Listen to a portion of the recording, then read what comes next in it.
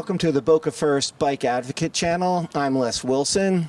In this series, we talk to cyclists who use the Boca Raton bike infrastructure to help us all understand why people don't use the infrastructure, what's good and what's bad. Today with me is Gabriel, and Gabriel moved to Boca 10 years ago from Paris, where he grew up and watched that city be transformed from car-centric to bike-friendly. So, Gabriel, thanks for coming on the channel. Yeah, thanks for having me. So, you live in the Midtown part of the city. How would you describe what it's like riding a bike here after growing up in Paris? Yeah, so I've seen in Paris, and I would say everywhere in Western Europe, they made a lot of progress with bike infrastructure, especially since COVID. There has been a big push for it. Paris aimed to be 100% rideable by 2026. And at the same time, I live in Boca, I ride my bike in Boca, and I feel like Boca is doing the opposite. So for example, on the intersection of El Rio Trail and Spanish River, there used to be a sidewalk that was pedestrian activated, where you push a button and lights are flashing. And they removed that sidewalk, and they force people now to go one block over to cross. And so I contacted the city, and they told me the reason why they removed the sidewalk was because less than half of the cars were stopping. So instead of enforcing state law, they decided to punish the pedestrian and the cyclists and remove the sidewalk. And that's the general spirit of the way South Florida and Boca Raton are doing things for cyclists. About your commute from where you live on St. Andrews to the Blue Lake Elementary School. Yep. When I look at the bike map, it shows that there are mixed-use sidewalks all the way. And other than the El Rio Trail, that's like the premier thing that Boca Raton has for bike infrastructure. Tell me about the experience of using Boca's mixed-use trail. Yeah, so I feel fortunate because it's true, St. Andrews has the best mixed-use trail you can have, but it's still, in a sense, it's just a wider sidewalk because by Florida law, we are allowed to ride bicycle on sidewalks anyway. And it's still a dangerous situation because you have intersections with the entrance of different communities, and people don't stop at the stop sign. And then we still need to cross crosswalks, which are also very dangerous because people don't stop for right on reds.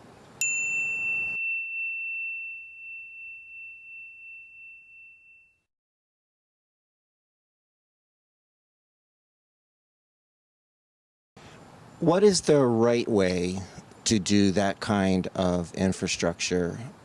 Say, how did they do it in France? I think the right way to do it is to have protected bike lanes.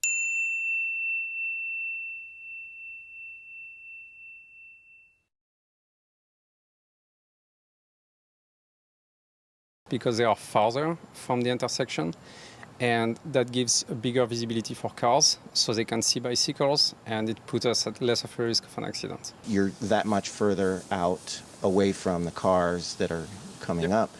And many times on a sidewalk, there's a hedge or a bush, and all of a sudden you're there because you're moving faster than a pedestrian. Yeah, and there is not enough bike traffic for cars to be used to it. Like on A1A, for example, there is so much bike traffic that everyone that's there is aware and watches for bikes. But everywhere else, there is very little bike traffic, so cars don't think about it and just drive through crosswalks. What do you think is the right kind of infrastructure if you want to get people to ride their bikes instead of driving? I think protected bike lanes is the right type of infrastructure. And a step that they could take that's easier than that is connected bike lanes, because bike lanes are disconnected in many places. So you are on a bike lane and all of a sudden there is no more bike lane. And that's just a dangerous situation for everyone. So the commute that you take to your son's school, is it connected or are there problems in the middle? So it's fairly connected. On St. Andrews, we go to Potomac Road, which is the trail that you were talking about. But then on Potomac, there is a trail on the north side of the street. And there is a sidewalk on the south side of the street. But because on military, the crosswalk is on the south side, we need to take the sidewalk on the south side of Potomac. And that sidewalk is just in very poor condition. The roots are overgrown everywhere, and it's very bumpy to ride it. People are not used to have pedestrians on crosswalks. They yield to cars, but they don't yield to pedestrians and cyclists. So you have to be very careful, especially with a child. You have to be very careful that you need to stop before the last lane of traffic to make sure no one is coming before you finish crossing. If you could meet with the mayor and the city council and advise them what is the long-term direction the city should go, what would you tell them? Yeah. So I think that there is more and more population moving to Boca, and it's in the best interest of the city to have cyclists instead of drivers. Because when my son and I bike to school, it's a car that's not on the road.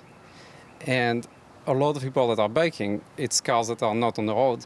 So if they made an effort to have more bike infrastructure, it would alleviate the congestion. And it would make it for a more family-friendly city. So you're comfortable riding with your son. Are you okay with him riding by himself, say when he gets to middle school? No, just the intersection of military. Usually there are crossing guards, and they are great and they are very helpful. But if the crossing guards are not there, it's just such a dangerous intersection. It would not be reasonable. And your wife, what does she think of riding her bike here? I think like most people, she thinks that Boca is good for avid cyclists, but it's not good for families riding bicycle.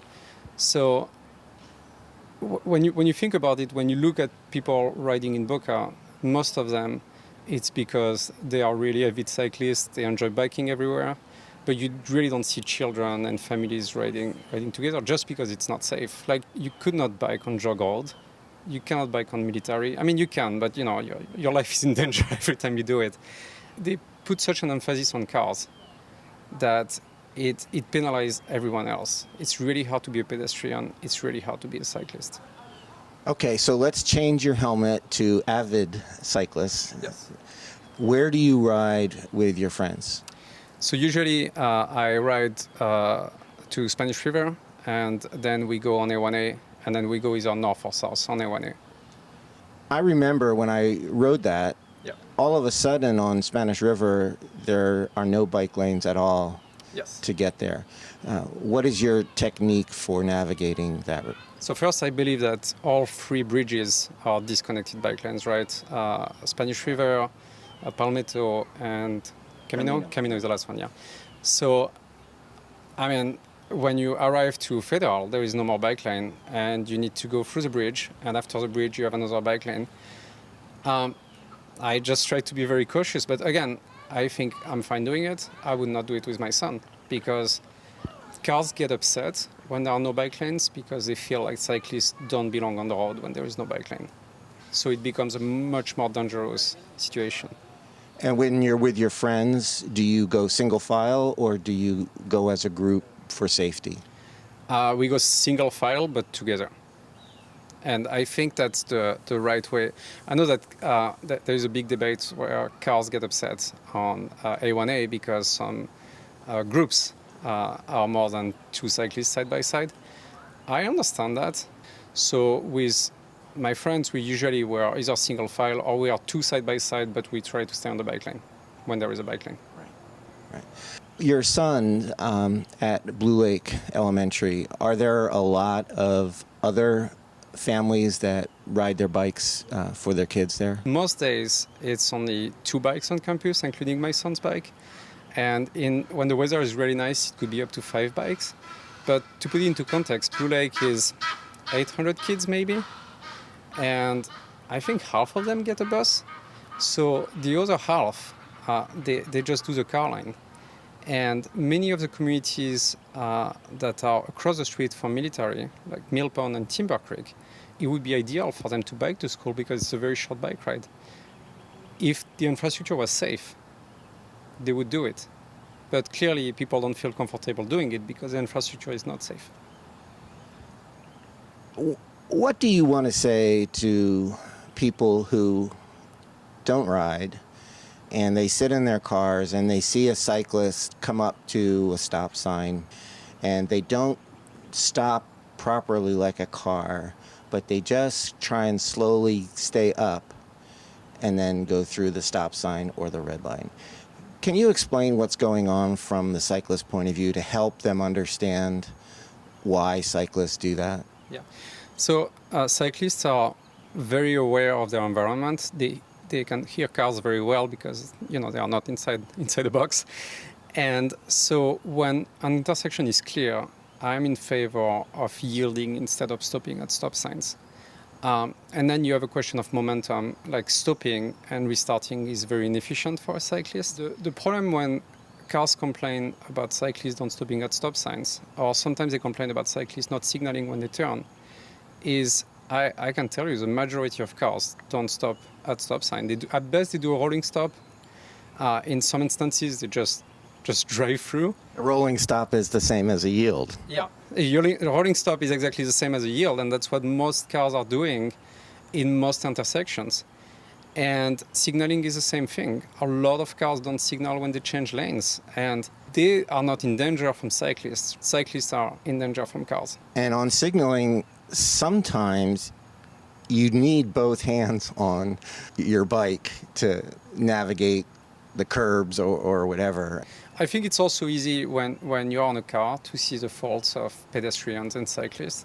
Just like when I'm on my bike, it's easier for me to see the faults of drivers.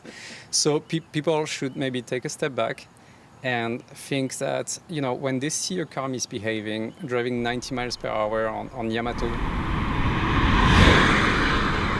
they don't take responsibility for that other car. Just like, when I see a cyclist misbehaving, it's unfortunate. There's nothing I can do about it. Say, would Charlie like to tell us what it's like to ride around here as a kid? Sure. Let's ask him. So, Charlie, tell me, how do you ride your bike in Boca Raton? Where do you go? I usually go near the communities, and I bike to school, and I bike to the parks and all those things. So when you were riding to school, how do you feel about that ride? Well, sometimes when I pass the communities, there are people who don't stop at the stop signs, and it's really dangerous, and you could get hit by the car. But otherwise, it's pretty fine. So do you like riding your bike to school? Yeah, I could take the bus if I wanted to. So when you're riding to like the parks, do you ride by yourself? No, I usually ride with my dad. And what about friends? Do you have any friends around here that ride? Well, I have this friend that we bike to school together, but he's in a different school now, so we can't. But, and sometimes me and my friends like to use our bikes to go to the park and race and stuff. Well, sometimes it rains in the afternoon. How do you get home in the rain? Well, sometimes I have to deal with it, but if it's pouring, so my mom comes and picks me up. Now, when you're riding and you're enjoying it, are there places when you're riding that you really have to pay attention? Yeah, there's Glades Road. It's really dangerous. And also the communities where you can get hit. It's really easy if you don't stop.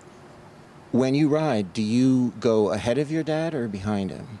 Usually I go next to him, but most of the time I go behind him. And what do you do when there's someone walking on the sidewalk? We go on the opposite side, and I go behind him. Oh, what kind of bike do you have? Specialized. Do you like that bike? Yeah, it's a great bike. How many gears? 8. Cool. Well, Charlie, thanks for talking to us. Yeah, you're welcome. Now, why don't you show me your ride to school? Okay.